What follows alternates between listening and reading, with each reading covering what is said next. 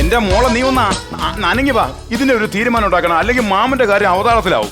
ഞാൻ കൊറേ പ്രാവശ്യമായിട്ട് ഞാൻ പറയുന്നുണ്ട് അമ്മാവനോട്. അമ്മാവന് മരുമോളൊക്കെ അങ്ങ് വീട്ടില്. ഞാൻ ഇവിടുത്തെ SI ആണ്. അമ്മാവൻ അതിന് ഒരു മര്യാദ കാണിക്കണം കേട്ടല്ലോ. ഒന്നുമില്ല, ഞാൻ ഒരു ക്ഷേത്രത്തിന്റെ പ്രസിഡന്റ് അല്ലേ, എനിക്കല്ലേ നഷ്ടം വന്നത്. അതെ അതെനിക്കും അറിയാം. അതുകൊണ്ടല്ലേ അമ്മാവന്റെ കൂടെ ഞാൻ വന്നത്. അമ്മാവനോട് അടങ്ങി നിൽക്കുക, എനിക്കറിയാം. എനിക്ക് പൈസ കിട്ടണം. ഓ ഞാനത് ഏറ്റെന്ന് പറ. നമസ്കാരം നമസ്കാരം നമസ്കാരം. നിങ്ങൾക്കൊരു സംഘടനയില്ലേ, മിമിക്രിക്കാരുടെ ഒരു സംഘടന? അല്ല ഇക്ക അതിൽ ആരായിരുന്നു? ഞാൻ പ്രസിഡന്റ്. അപ്പൊ ഇക്ക തന്നെയാണ് അത് പറയേണ്ടത്. ഞാൻ എക്സിക്യൂട്ടീവ് ആണ്. അപ്പൊ കുഴപ്പമില്ല. രണ്ടുപേരും ശരിക്കും പറഞ്ഞാൽ നിങ്ങളെ രണ്ടുപേരെയും പോലീസ് സ്റ്റേഷനിലേക്ക് വിളിപ്പിക്കേണ്ടതാണ്. ഞാനത് ചെയ്യുന്നില്ല. ഇവിടെ വെച്ച് തന്നെ നമുക്ക് പ്രശ്നമുണ്ട്. കാരണം വെച്ചാൽ നിങ്ങളുടെ സംഘടനയിലുള്ള ഒരാള്, ഒരു അംഗമായിട്ടുള്ള ഒരാള് നമ്മുടെ ഇവിടെ അടുത്തൊരു ക്ഷേത്രത്തിൽ വന്ന്, ഇവിടെ അടുത്തുള്ള ക്ഷേത്രമല്ല, എന്റെ നമ്മുടെ ക്ഷേത്രത്തിൽ വന്ന് ഒരു പരിപാടി നടത്തിയിട്ട് പരിപാടി വട്ടം പൊളിഞ്ഞ് കുറച്ച് നാശനഷ്ടങ്ങളൊക്കെ വരുത്തിയിട്ടുണ്ട്. കുറച്ച് നാശനഷ്ടോ? 20 ലക്ഷം രൂപ നാശനഷ്ടം ഉണ്ട്. അപ്പൊ അതിന്റെ കാര്യം നിങ്ങളൊന്ന് സംസാരിച്ചൊന്ന് ക്ലിയർ ആക്കി. നഷ്ടപരിഹാരം എനിക്ക് കിട്ടണം സാറേ. അല്ല ഞാനൊരു കാര്യം പറയട്ടെ, ഞാൻ അങ്ങനെ എക്സിക്യൂട്ടീവ് മെമ്പർ അല്ല, താൽക്കാലിക ഒരു എക്സിക്യൂട്ടീവ്. അല്ല പക്രചാന്റെ പേര് പ്രത്യേകം എടുത്ത് പറഞ്ഞിട്ടുണ്ട്. ഇവൻ കഴിഞ്ഞ പ്രാവശ്യം ട്രഷറർ ഇവനായിരുന്നു. സാമ്പത്തിക ഇടപാട് എനിക്കത് ക്ലിയർ ചെയ്താൽ മതി. സംഭവം എന്ന് പറഞ്ഞാൽ എന്റെ പൊന്നു സാറേ, അദ്ദേഹത്തിന്റെ ഫിഗർ ഷോ നടന്മാരുടെ ഡൂപ്പായിട്ട് വരുന്നില്ലേ, ആ പരിപാടിയാണ് അയാൾ ചെയ്തത്. തുടങ്ങി 10 മിനിറ്റ് കഴിഞ്ഞ് കൂക്കൽ തുടങ്ങി. ഇത് കണ്ട് സഹിക്കാൻ വയ്യാതെ ഒരാൾ പോയി മെയിൻ സ്വിച്ച് ഓഫ് ചെയ്ത് അമ്പലത്തിലെ. അതിനിടയ്ക്ക് ആരോ വന്ന് ദേവിയുടെ തിരുവാഭരണം കൊണ്ടുപോയി ഒരാൾ കാണിക്ക വഞ്ചിയും കൊണ്ടുപോയി. എന്തുമാത്രം നഷ്ടം എന്ന് പറയും. എല്ലാം കൂടി എന്റെ തലയെ കെട്ടി വെച്ചിട്ട് മോൾ അത് പറഞ്ഞു. അപ്പൊ അത് നമുക്ക് എന്തായാലും ഒന്ന് ക്ലിയർ ആക്കണം. ഒരു അംബു ജാക്ഷൻ എന്ന് പറഞ്ഞൊരു ആർട്ടിസ്റ്റ്, നിങ്ങൾക്ക് അറിയാൻ പറ്റും? അംബു ജാക്ഷൻ എവിടെയുള്ള സ്ഥലപ്പേര്? ജീപ്പിലുണ്ടല്ലോ, ജീപ്പിലുണ്ട്. നമുക്ക് ഒന്ന് വിളിക്കാം, നമുക്ക് ചോദിക്കാലോ. അങ്ങനെ പോണ്ട. നമസ്കാരം. നമസ്കാരം. അംബുജാക്ഷൻ അതെ സാറിന്റെ സംഘടന ഉള്ളല്ലേ സാറേ? അല്ല, അംബുജാക്ഷൻ സംഘടനയിലെ മെമ്പറാണോ? ഇതുവരെ മെമ്പർ അല്ല. നീ എന്തോടെ ഇത്ര നേരം പറഞ്ഞോണ്ടിരുന്നേ? നിനക്ക് മായിട്ട് ബന്ധമുണ്ട്. അമ്മാവൻ നിയമം കയ്യിലെടുക്കരുത്. പരിപാടി കഴിയുമ്പോ മാ കൂട്ടി വിളിക്കാറുണ്ട്. അതാണ് ഞാൻ പറഞ്ഞ മായുമായിട്ട് ചെറിയൊരു ബന്ധമുണ്ടെന്ന്. മാത്രമല്ല അമ്മയായിട്ടും ബന്ധമുണ്ട്. അതങ്ങനെ അമ്മയും ചേർത്ത് വിളിക്കാറുണ്ട്. അപ്പൊ മൊത്തം ഉടായ്പാണ്. അപ്പൊ ഇവരുടെ സംഘടന നിനക്ക് ബന്ധമില്ല? അല്ല, ആ മായുമായിട്ട് ബന്ധമുണ്ടെന്നല്ലേ പറഞ്ഞ. ഇവിടെ ഞാൻ കേറും, ഒരിക്കൽ ഞാൻ ഇവിടെ സംഘടനയിലേക്ക് കേറും. എനിക്ക് കയറ്റിയത് തന്നെ. കേറ്റും അല്ലേ? കേറ്റേണ്ടി വരും. കാരണം ഞാൻ കലാഭവനിലെ ആർട്ടിസ്റ്റാണോ? അയ്യോ അതറിഞ്ഞില്ല. കലാഭവനിലെ എവിടെ? കലാഭവനില് ഞെട്ടിയാ? ഞാൻ ജനിച്ച നാള് മുതലേ കലാഭവനിലല്ലേ? അങ്ങനെ പറ്റുമോ സാറേ? കലാഭവനിൽ അങ്ങനെ കയറി പോകാൻ പറ്റുമോ? യഥാർത്ഥ കൊച്ചിൻ കലാഭവനിൽ ഉണ്ടായിരുന്ന പഴയ ആർട്ടിസ്റ്റുകളൊക്കെ നമുക്കറിയാം.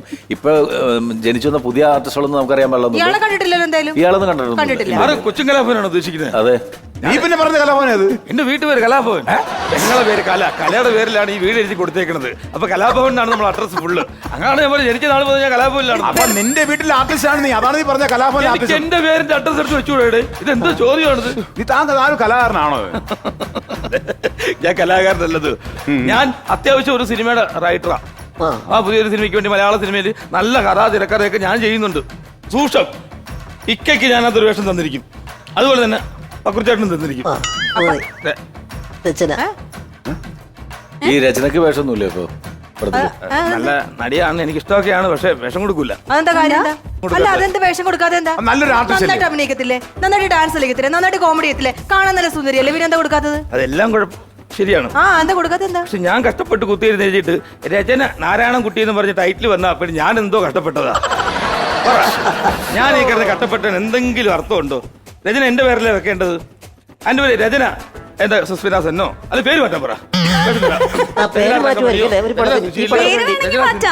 പേര് മാറ്റാൻ വേണമെങ്കിൽ ഏത് പേരിടും? എന്ത് വേണമെങ്കിലും ഇട്ടോ.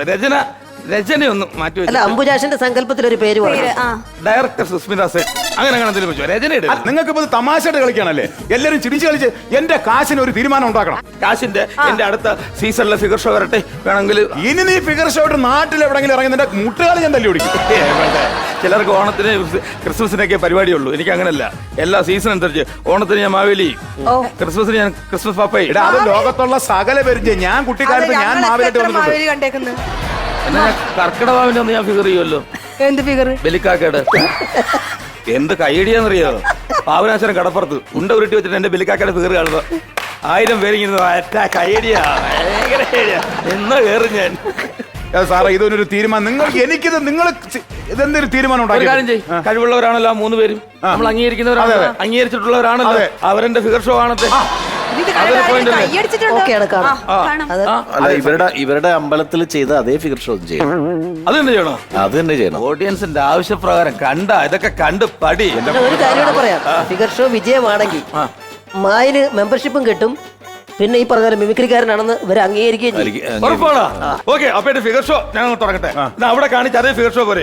ഓക്കെ, ആദ്യമായി എത്താൻ പോണത് നമുക്ക് അറിയാം, തമിഴകവും മലയാളവും എല്ലാവരും, അതായത് വേൾഡ് മുഴുവൻ അംഗീകരിച്ച ഒരു ഉലകനായകൻ, ഉലകനായകൻ കറക്റ്റ് ആയിട്ട് പറ. കമലഹാസനൻ. കമലഹാസനല്ല, സുദർശനൻ. എടാ കമലഹാസൻ, അതെങ്കിലും കറക്റ്റ് ആയിട്ട് പറഞ്ഞു. പേര് തെറ്റിയാലും ഫിഗർ ഒക്കെ ആയി പോലെ. മതി, മതി, അത് മതി. അതാണ് അവർ അതിൽ പിടിച്ചോളൂ. കമലഹാസൻ. ഈ കമലഹാസന്റെ ഫിഗർ വന്നാണ് അമ്പലത്തിൽ ആദ്യം വിഷയം ഉണ്ടായത്. നമുക്ക് നോക്കാം അമ്മാവാ, നോക്കാം. അവരെ ഇട്ടിട്ടുണ്ടല്ലോ നമുക്ക് പൈസ. ബഹളം ഉണ്ടാക്കല, നോക്കട്ടെ ആളെങ്ങനെ വരണേ നോക്കട്ടെ. ഇവിടെ എന്റെ ഉമിക്കിരി വെളിച്ചെണ്ണ ആരെടുത്തോണ്ട് പോയി, എന്റെ ഉമിക്കിരി വെളിച്ചെണ്ണ. അല്ല ഇത് ഇത്രയും ലാഗ് അടിച്ചിട്ടുണ്ടെങ്കിൽ ആൾക്കാർ പോവും. അതെ, സമയം കേട്ടോ, പെട്ടെന്ന് വരണം. ഓക്കെ ഓക്കെ ഓക്കെ, ഞാൻ റെഡിയാണ്.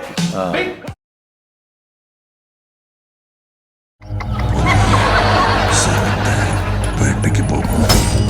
ஆனா இந்த காட்டுல யாரு எங்க எப்ப விடியல பார்க்க போறாங்கிறத முடிவு பண்றது இயற்கை இல்ல. நான்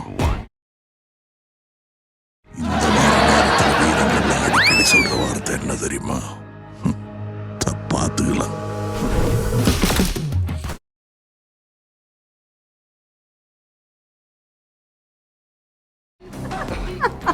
Kamal Haasan thank you very much.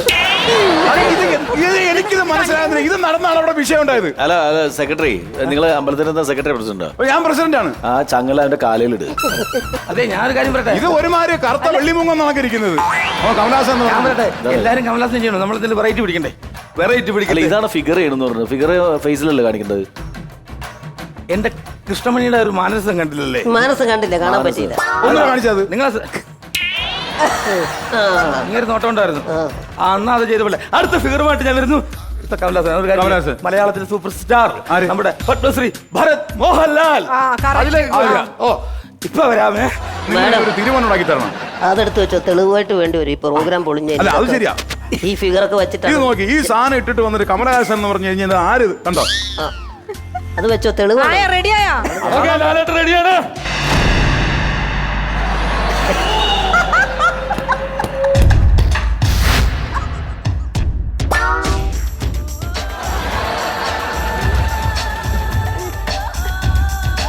മുഖം കാണിക്കണം.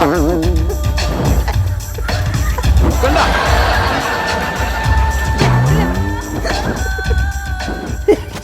Thank you. സിനിമയിൽ ലാലേട്ടൻ. ഇതല്ലാതെ പിന്നെ ഇങ്ങനെയാണോ വന്ന്? നേരത്തെ ഒരു പറഞ്ഞ് മുഹമ്മൂടി ഇടരുതെന്ന്, അത് മാറ്റി, ഇതൊരു കെട്ടല്ലേ? തീവ്രവാദിയായിട്ടൊക്കെ പറഞ്ഞു. ആ വാളെടുത്തൊരു ഒറ്റ കുത്തുകൂടി. അല്ല ഇതിലും ഇത് ഞാൻ ആദ്യമേ പറഞ്ഞില്ല ഇവൻ ഉടായ്പാണെന്ന്. ഞാൻ നിങ്ങളോട് പറഞ്ഞു, നിങ്ങൾ വിശ്വസിച്ചോ? ഇതേ ഈ ഫിഗർ ഷോ എന്ന് പറഞ്ഞു കഴിഞ്ഞാൽ നമുക്ക് ഇങ്ങനെ തലയെ കെട്ട് മുഖം മൂടിയൊന്നും പറ്റത്തില്ല. അല്ല വേണം ചെയ്യാൻ. ഇതല്ലാതെ വാ. തലക്കെട്ട് മുഹമ്മൂടി വേണ്ട. വേണ്ട. അല്ല നിങ്ങൾ ആ തുണി വെച്ചിട്ടുള്ള പരിപാടി അങ്ങോട്ട് ഒഴിവാക്ക്. അല്ലാണ്ട് നിങ്ങൾ ഫിഗർ ചെയ്യ്. എന്നാ അംഗീകരിക്കും. അത്രേ ഉള്ളൂ. Membership okay. എനിക്കറിയാൻ വയ്യ. ഇങ്ങോട്ട് നോക്കാം അമ്മാവാ നമുക്ക്. നീ ഇത് യഥാർത്ഥത്തിൽ എന്റെ സൈഡാണോ അവന്റെ സൈഡാണോ? അല്ല ഇതിപ്പോ ഞാനിപ്പോ ഏത് സൈഡിൽ നിൽക്കണമെന്ന് എനിക്ക് തന്നെ അറിയത്തില്ല. ഓക്കെയാണ്. சிங்கம் வேட்டையாடும் போது காடை செழிப்பார், பசியோடு இருக்கும்போது காடும் பட்னி கிடக்கணும். മുഖം കണ്ടില്ല. 27 வருஷம் ஆச்சு எனக்கு இந்த இடத்த உருவாக்குறது.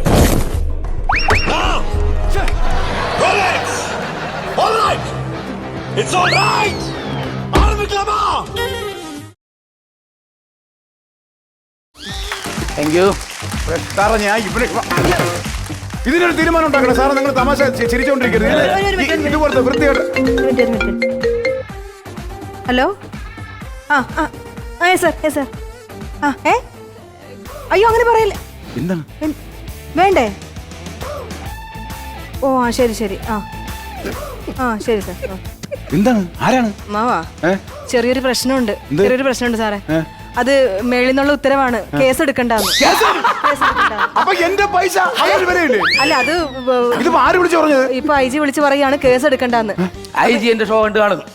ഐ ജിക്ക് സെൻസ് ഉണ്ട്, സെൻസ് സബ്സ്ക്രൈബ് ഉണ്ട്. അങ്ങനെ ഐ ജിക്ക് അറിയാം. തലയ്ക്കകത്ത് ആള് താമസമുണ്ട് ഐ ജി. ചുമ്മാ അല്ല അതൊന്നുകൊണ്ടല്ല. ഇന്ന് മറ്റേ ജയിലിന്റെ ആഘോഷമായിട്ട് കുറച്ച് പരിപാടികളൊക്കെ നടക്കുന്നുണ്ട്. അപ്പൊ ഇയാളുടെ ഫിഗർ ഷോ അവിടെ വെക്കണമെന്ന്.